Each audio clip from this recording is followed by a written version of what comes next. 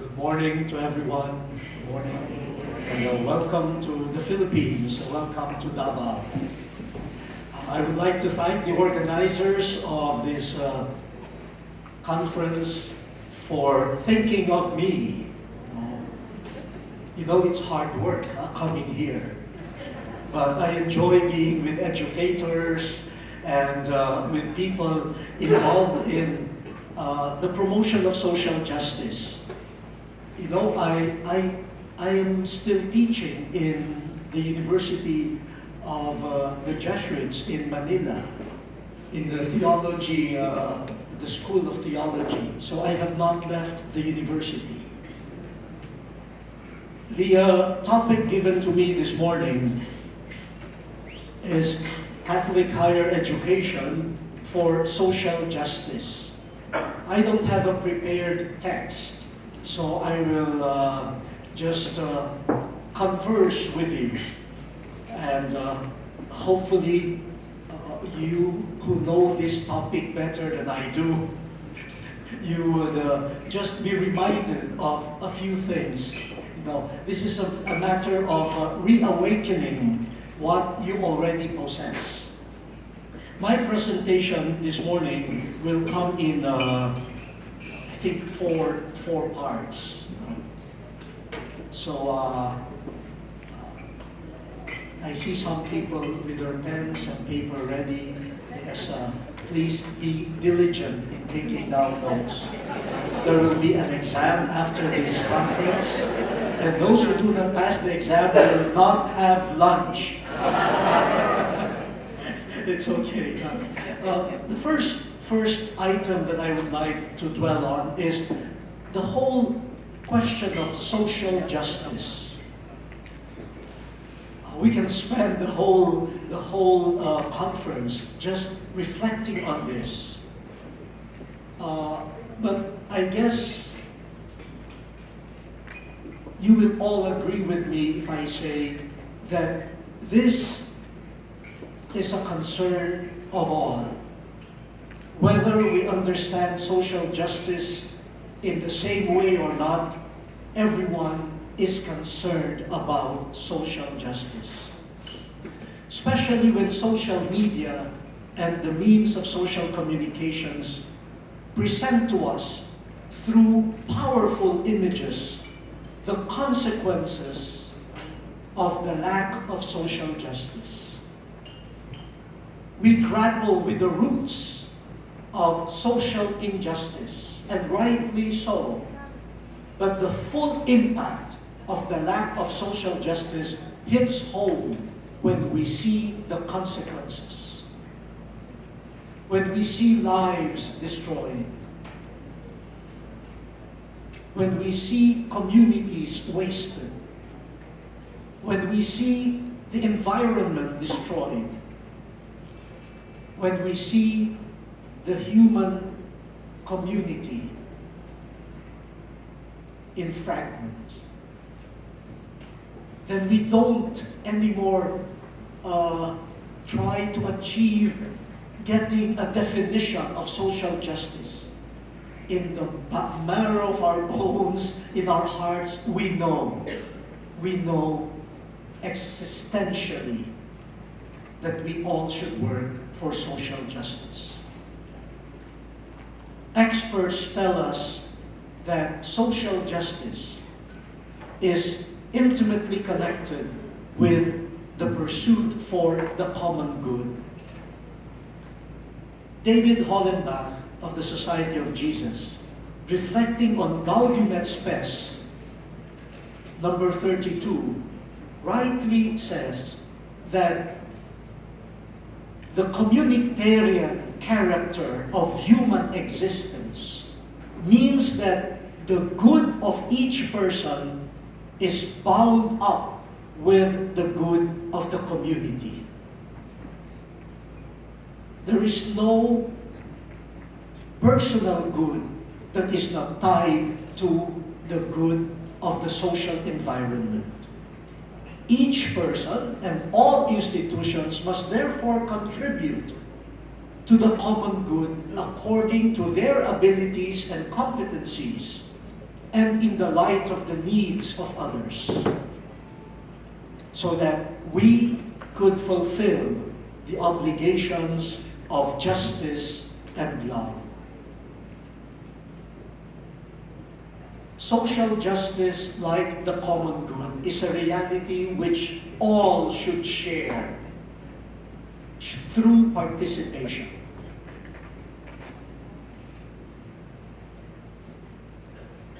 Institutes of higher learning are not exempt from the pursuit of social justice. Everyone must get involved. Everyone must participate if it is to be really justice for society, for communities, that will redound to the good of individual persons. The church, as a global community, as a universal community, is called to contribute to the common search for social justice. It has been realized by the church that the issue of justice is linked to the social question. Yes, there is definitely a personal, individual level of justice. But more and more now, we realize that the question of justice is also a social question. Justice, the question of justice concerns social, political, and economic aspirations. It touches the structural dimension of problems and even of the solutions. So the compendium of the social doctrine of the church says that the church values social justice without neglecting all the other levels of justice. But the church values social justice because the dignity and the rights of human beings are at stake. This is a consistent motivation of the church's involvement in the pursuit of social justice. What is at stake here is the dignity and the rights of human persons. This dignity is threatened by the tendency to make exclusive use of the criteria of utility and ownership. When we gauge persons according to their usefulness and according to their marketability, exclusively on that criterion, then we don't really value human beings as human beings. And in a very subtle way, the relationship, which is reduced to a contractual relationship, becomes a source of injustice. The church's involvement in social issues is motivated by that. How do we maintain, how do we preserve human rights, the dignity of human beings? So the full truth about the human being, this is the church's contribution to the social question, so that we can move away, according to the compendium, from a contractualistic vision of justice. Contractual. No? I give you what you deserve, you get what you earn. No? The contract is fulfilled, well and good, but in the vision, the total vision of the church, this is reductionist. For our human interaction cannot be reduced to a contractual vision of the human person. We want a fuller view of the human person. For only a holistic view of the human person opens justice to solidarity and love. Solidarity and love. So, the common good and the good of the human person will always come together.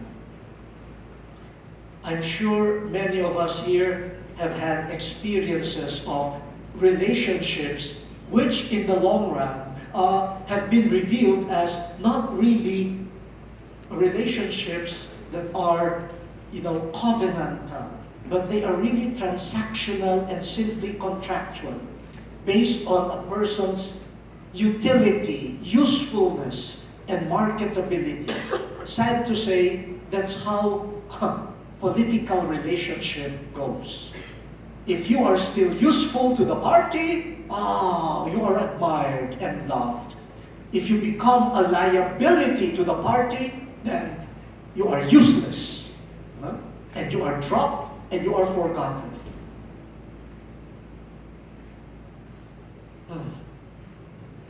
I experienced that too. When I was an ordinary priest and my marketability was quite low, even sacristans did not join me when I went to the villages for Mass. But when I became a bishop, everyone wanted to tag along. And the whole town where I grew up came to my parents' house telling them, "We are your relatives." But when I was studying in the seminary, no one presented himself or herself as a relative. But now that I am more marketable, a bishop, everyone wanted to be connected. And now, a cardinal. My market value has risen 100-fold. And so your mere presence already invites people to connect with you. This morning, when I reached the airport in Manila, 3 in the morning, even the sleepy guards saw me and said, "Cardinal!" I said, wow. Wow. They even excused me from the mandatory checks, They trusted too much. They did not know that I'm also a sinful human being. But your marketability goes up. But then I reviewed the types of letters that I get. And every day I get a ton of letters.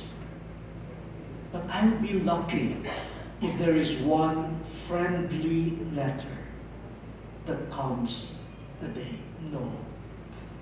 All of the letters are business letters. Related to work, related to a problem. And then you say, do they think of me still as a human being?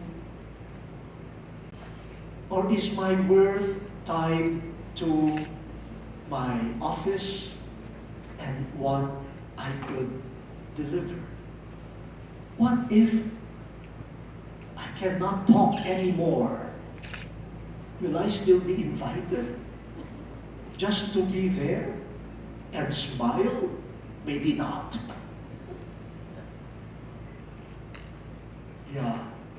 So even without meaning to, people are subjected to this type of relationship, which is rooted in a vision of a human person, which, according to the compendium, is more contractual.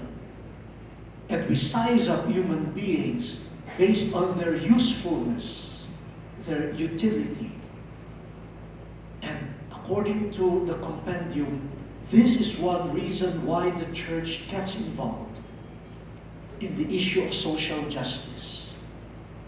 It doesn't want to vie for power, but it wants to promote the dignity of human beings.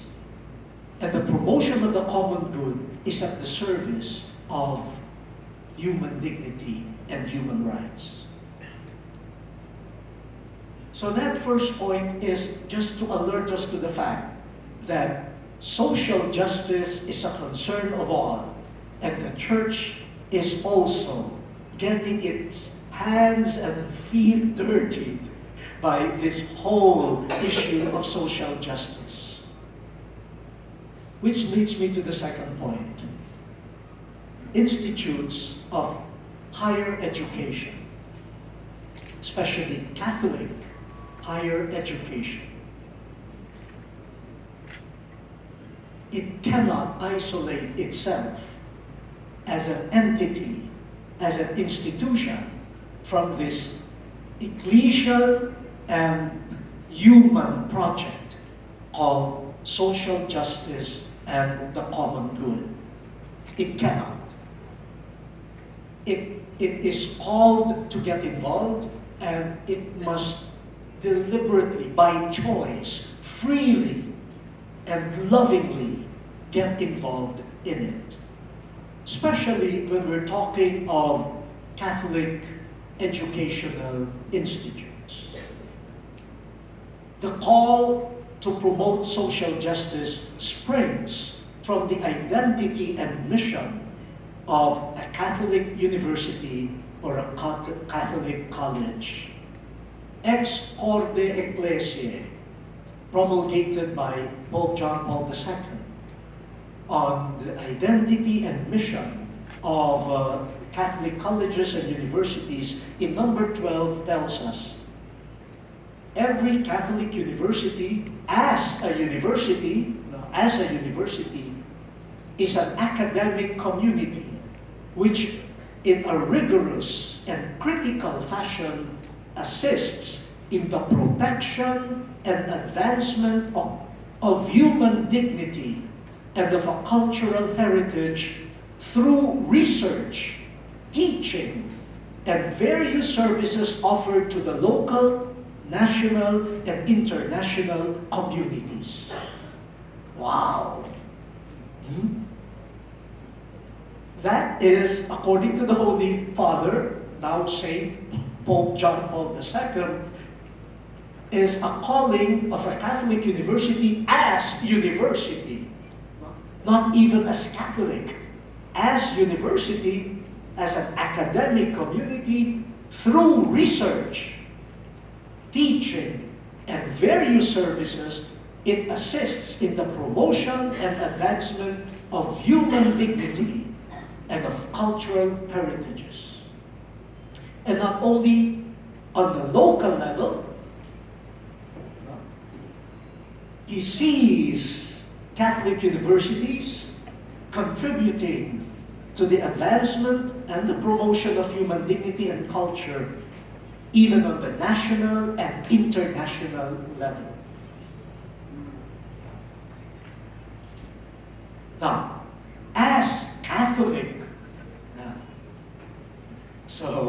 as a Catholic institute of higher education, the Catholic University is characterized by an institutional commitment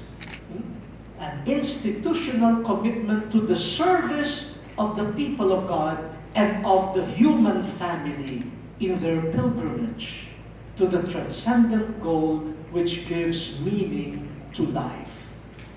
This is number 13 of Ex Corde Ecclesiae. So the whole university as an institution is committed to serve the people of God, the church, and to serve the wider human family in our common pilgrimage towards our transcendent goal, which as a Catholic institution we call God. And this God provides meaning to life and to our secular and temporal involvement. Ex Corde Ecclesiae in number 4 says, the present age is in urgent need of this kind of disinterested service.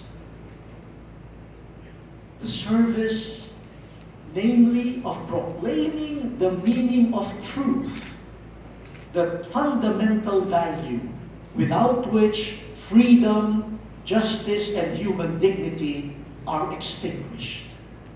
So as a university and as a Catholic university, we serve the search for truth. For without truth, and with the manipulation of truth, freedom, justice, and human dignity are extinguished. A Catholic university is completely dedicated to the research of all aspects of truth in their essential connection with the supreme truth, who is God. So, as a university, more so as a Catholic institute of higher learning, Catholic universities and colleges are in a way implicated in the search for social justice and must participate in it as universities and as Catholic institutions at the service of the church and at the service of the human family. Okay, that's the second point of the introduction. I guess in those 2 points, I've just been convincing ourselves, universities cannot isolate themselves, from this ecclesial and this human search for social justice. And we are doubly implicated as centers of learning and also as Catholic institutions. Double jeopardy if we fail. We fail as a university and we fail as a Catholic institution. Ex Corde Ecclesiae tells us that the university serves both the people of God and the human family in the search for truth, in research, teaching, and other forms of services. Are we still alive? Just tell me if we need to pause. Now, let me go to my third point. For my third point here, I would like to invite you to some sort of the beginnings of some sort of examination of consciousness regarding our colleges or universities' involvement in the social mission of the church and in the human project, the human families project to restore social justice. And here I will use some points of Professor Francis Schussler Fiorenza. He was my former professor. He, in an article which you can find in the dictionary, the New Dictionary on Catholic Social Thought, he has a beautiful summary of how the social mission of the church became clearer in the past decades. What factors contributed to the growing awareness of the church of its social mission? Factors that led to an explicitation and an articulation of the church's commitment in our age to the social justice project. I think his presentation can give us some questions that we can ponder. The factors that he identifies as having affected the church, have these factors affected the social mission of our Catholic colleges and universities? Have these factors been actively at work in the milieu of Catholic higher education, so that through these factors, institutes of higher learning could also be led to a greater awareness of its social mission? Or are there other factors that should be looked upon as signs of the times, so that institutes of higher learning that are Catholic could be urged on in its social mission? Let me summarize some of those factors identified by Francis Fiorenza. He claims that these factors have opened the Church to its social mission. And I, by way of parallelism, would want to ask you, are these factors alive as factors in the social mission of the Catholic universities and colleges? The first factor, he says, is a reflection on the Church that shifted from a focus from institutional structure to the religious nature and purpose of the Church. Especially before Vatican II. The social mission of the Church is not just one task of the institution. It is not just a task of an institution, but the social mission now becomes the symbol, the living symbol of the Church as such. The social mission is not just a task, but it is the very embodiment of the religious and missionary nature and purpose of the Church. The Church expresses itself in its social mission. What a shift from being simply an institutional task or work to being the symbol of what the Church is. Is the social mission of the university or a college simply a task, or even worse, an extracurricular activity? Or is it somehow the bearer also of what our university or college is and what it stands for?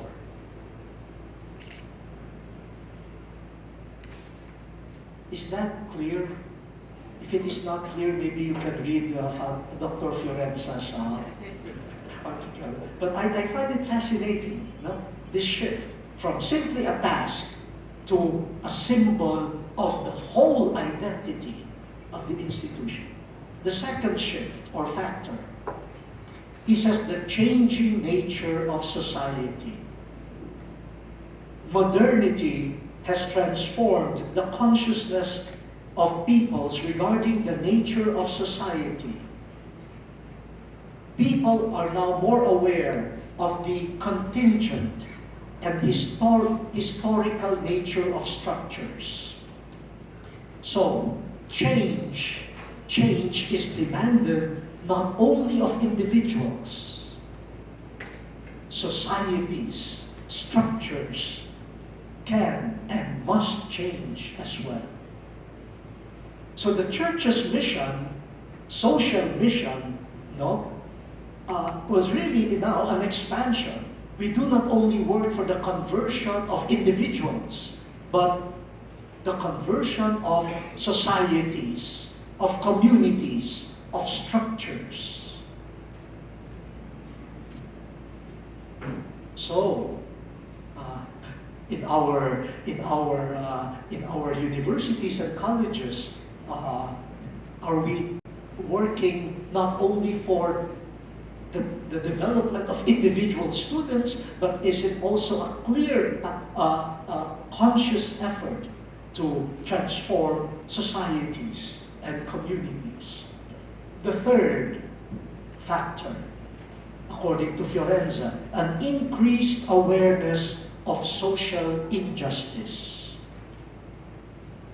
Injustice does not victimize only individuals.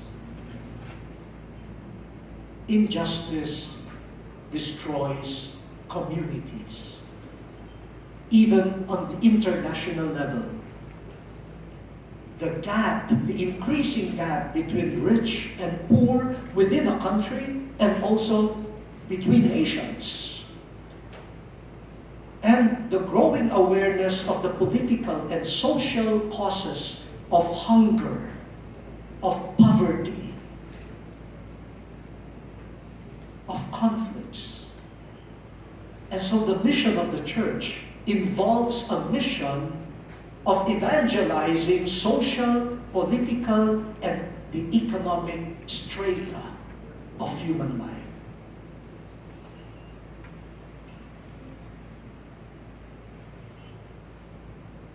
Awareness of social injustice. I guess in our colleges and universities, this happens through not only teaching, but also through exposure to poor communities, etc. But how do we process? How do we process the immersion programs? Do the immersion programs lead to real conversion, a change of priorities, a change of lifestyle? Or do the immersion programs become simply like tours? And we joke among priests who are sent abroad to study to earn an STD, a doctor in sacred theology. But some of them come back to their home countries, yes, with an STD, a doctorate in sacred tourism. They go around, they see many places, and they tell stories about, in Copenhagen, in India, like this. But is there a corresponding change that awareness brings about? The fourth factor is the relationship between theory and praxis or practice.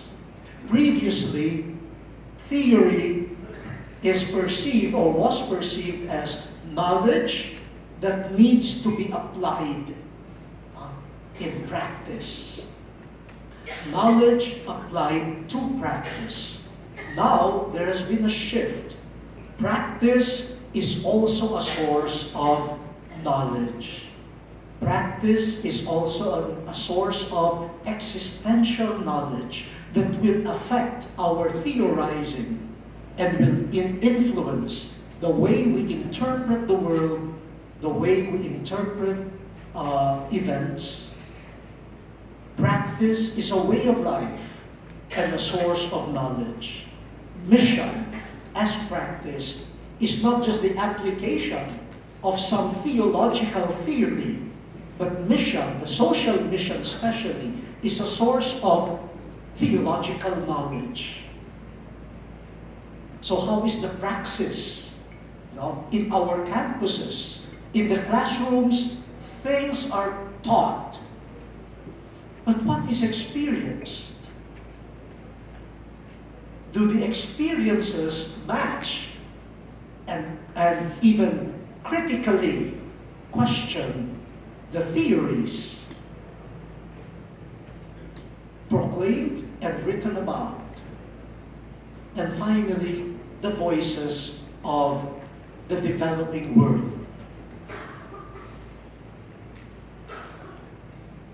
Dr. Fiorenza says the Christian churches are not totally guiltless, but are in fact implicated in the injustices of colonization. And so how do we conceive of mission in a way that would avoid paternalism, that would avoid colonial imperialism, and would allow victims and peoples to really blossom in their humanity. These are some factors that, according to Dr. Fiorenza, have influenced the wider church in pursuing the social mission for social justice. And I want to ask ourselves, are these same factors impinging on Catholic education so that the shifts would invite institutes of higher learning to also be more open to the social mission of the church? Let me now go to my final portion. Please give me another 5 minutes. I've already stolen 5 minutes of the next schedule here. Having said that, may I propose some areas of concern, social concern, that I think need the help, the involvement of institutes of higher learning here in Asia and Southeast Asia. Far from complete, but allow me to indicate some of these areas. First is the ecology. The environmental questions. One effect of social injustice in our world right now, in the world of Asia and even internationally, is the consequence on human lives due to the neglect, the abuse and the misuse of creation and the goods of the earth. How much are our Catholic colleges and universities contributing not only to research, but also to effective action regarding the just approach to what Pope Benedict calls environmental ecology in defense of human ecology?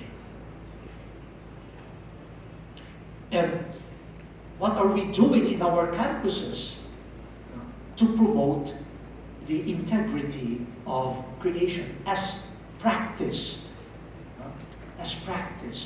not just as a topic taught in school? The second area of concern, which I hear very often, is inclusive growth. And I'm happy to note that it will be a topic of a conversation here. Yes, in some parts of Asia, even here in the Philippines, we have been registering growth, statistical growth. But it seems that that growth does not include the poor.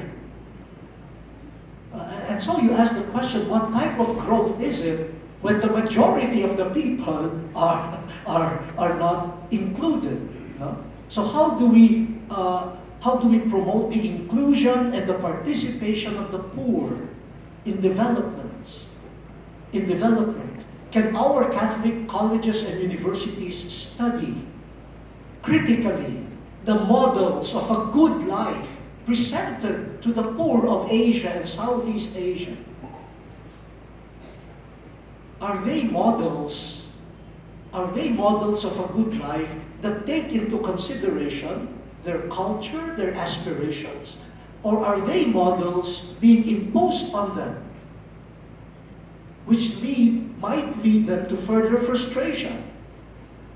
When we're talking about human development, do we ask them to participate in visualizing what that development is? Or is that being imposed again on them by others? Inclusive growth. For the Filipinos here, I was invited by the Makati Business Club in one of their breakfast meetings for a discussion on this, how the church and the business world could work together in achieving inclusive growth. The third area in Asia and in many parts of the world is religious freedom. Religious freedom, which is related to interreligious dialogue, which is one of the main areas of mission in Asia. For we know that curtailing religious freedom is a grave injustice, but often justified in the name of religion. So how can our centers of learning contribute to a healthy use of religion, and how the resources of religion could really lead to peace? Related to that is another concern: ethnic peoples.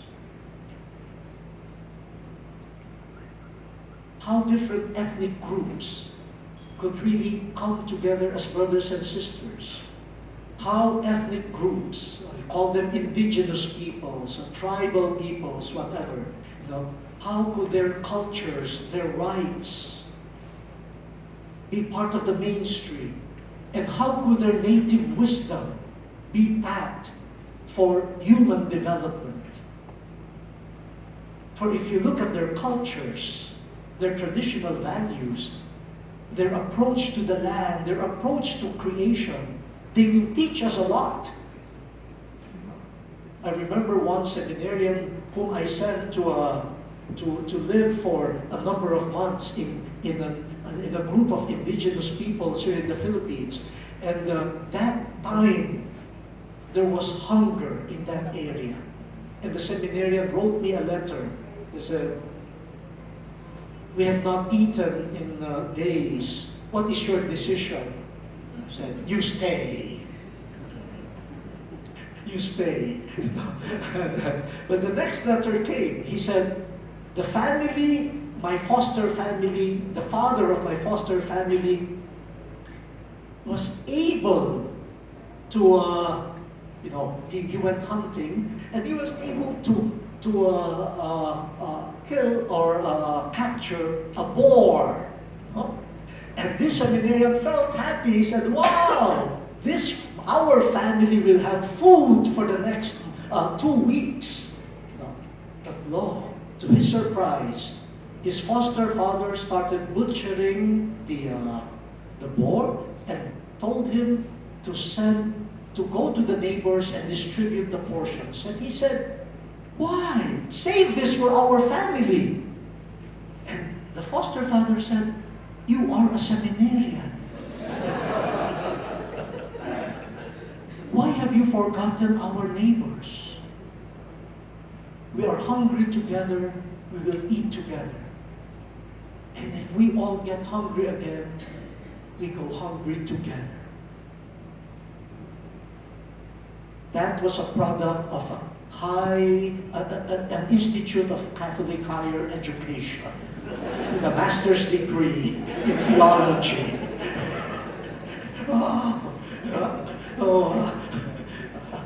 Wow, huh?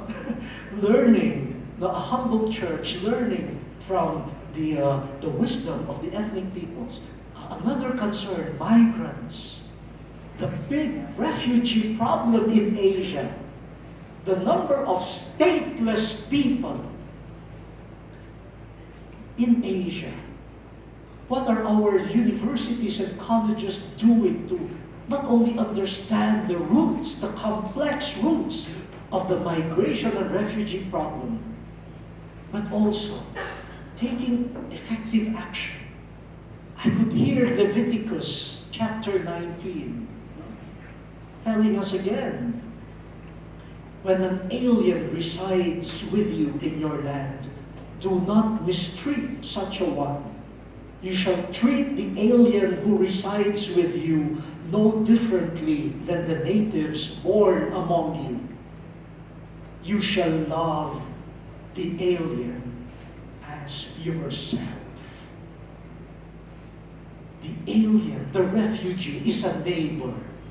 You shall love the alien as yourself. How does this figure in our research, in our services? Another concern, the trafficking in human person. In Asia, that used to be connected with the booming, unfortunately booming, sex trade. But now, in Asia, trafficking in human person now involves new forms of slavery in the guise of employment, of labor.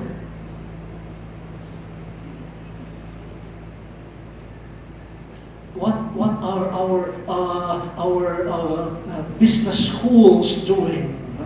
What are our schools of management and management by objective? All of those. I mean, what do you manage? How do you manage trafficking in human persons? Systems, okay. But after that, how do you deal with the system that enslaves people looking for jobs? I was gifted with a book, the title of which is The End of Leadership. I thought it means the goal of leadership. No, but it is the end, meaning the disappearance of leadership. And the whole book's thesis is the cause of the disappearance of effective leadership in our time is the schools of leadership.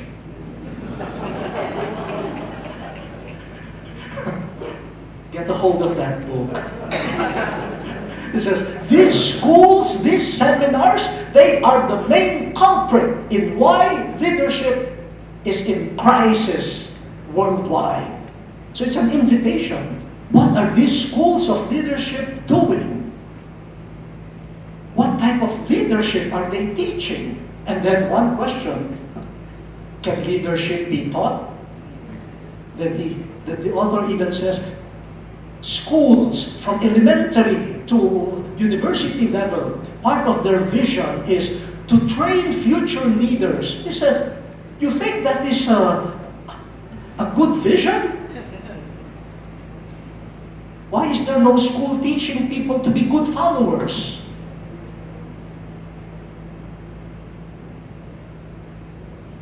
Let me stop there. Another concern of this question of the women and the girl child, especially here in Asia. Now we still have some cultures in Asia where, they prefer to have male children. And so if they see through, they call this through ultrasound, that the baby in their womb is a girl, they abort the girl. How can institutes of learning help in the transformation of cultural mores, etc.? And finally, the whole issue of authenticity, integrity in personal and also public lives.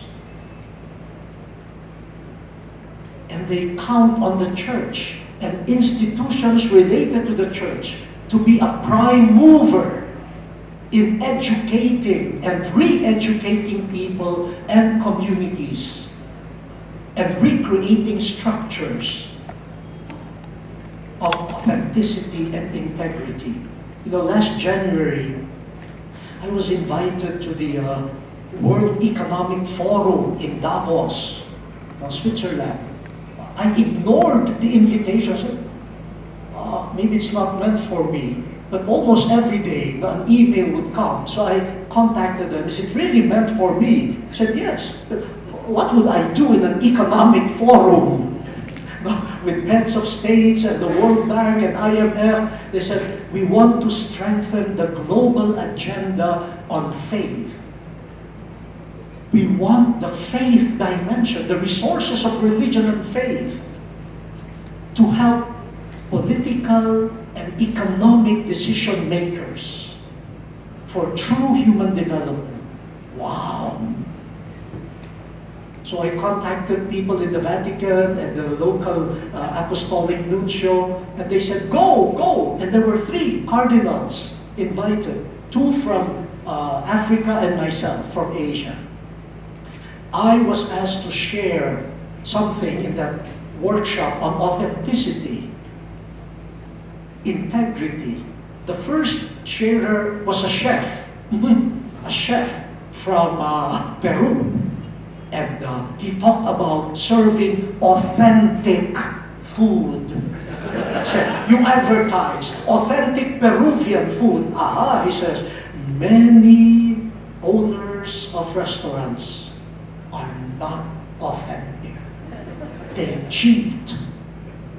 Then there was also a curator of an art, we call this a museum, and he also exposed the lack of authenticity in the world of art. Then one was in the product control, and one company representative asked boldly, have you tested our product regarding authenticity? And this person said, yes. We checked already, we have checked the ingredients, the contents of your products, and you are right. But we cannot, as of yet, certify the authenticity of your products because you have not revealed to us your labor practices.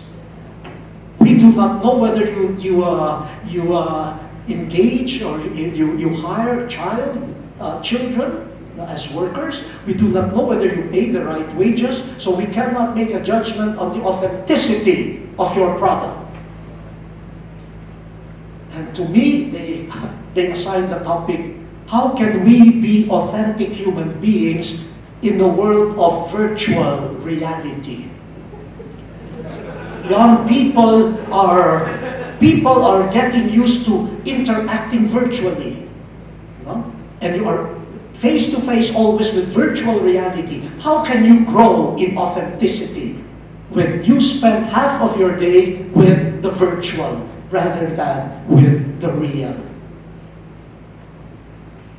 Wow, beautiful topics. We rely on institutes of higher learning. So, dear brothers and sisters, as an institute of higher learning, please help the church in pursuing its social mission through research, through your programs, and through your services, not only for the good of your students and of the church, but for the good of all humanity. But may I end with an appeal. Please look at your college and university also as a church community, as an ecclesial community. If you look at your community that way, then it is not just a learning community, but it is also a locus of the church's mission and identity. Please review your university or college culture, the milieu, the atmosphere. For the students will forget, I'm sure, because I have forgotten many things that were taught to me in class. But what remains? The impact of the life on campus, the values imparted to me, the culture, the way of thinking, the way of behaving. What is happening to the culture of your college or university? Is it a culture that promotes social justice? What type of competitiveness or competition do we promote as a culture? Who are the heroes and heroines of our university or college? Who gets the awards and recognition? Are our schools accessible to the poor, the least? Or is Catholic education associated only with the privileged? How are our labor practices on campus?